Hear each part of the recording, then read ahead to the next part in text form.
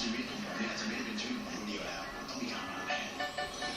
จะมีอะไรบ้างที่อีก10 ปีข้างหน้าเนี่ยจะทำให้ชีวิตผมมั่นคง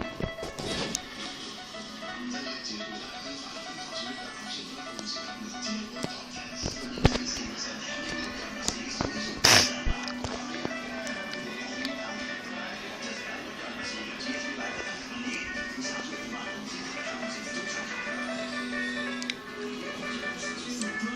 พ่อไปครับรถไฟมาเคลื่อนช้าไปหน่อย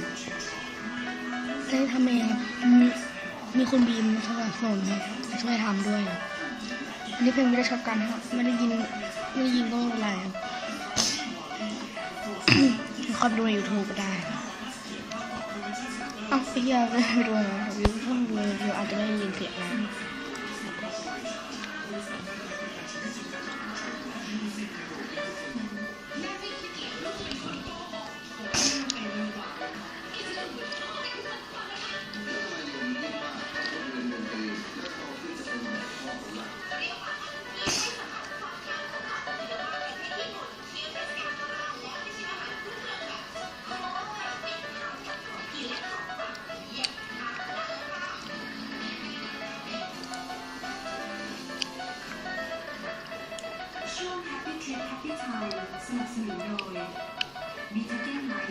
ตะกล้องครับ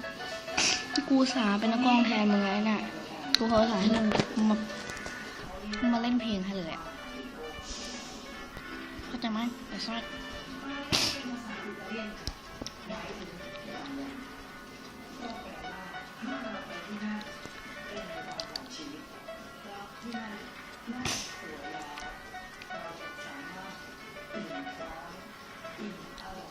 วันนี้ผมเตรียมการไว้ประมาณ4 เดือนที่แล้วนะมันดูจากวงจรแล้วมันก็เยอะมากครับหัวเยอะมากเพราะฉะนั้นผมก็กลับจะไม่ลงเลยนะเพลงจะชอบกันเพลงเนี่ย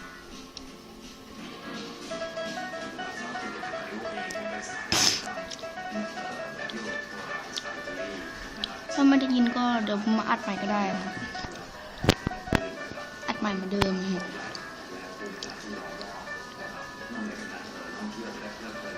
มาคลิปเดิมเลยอ่ะ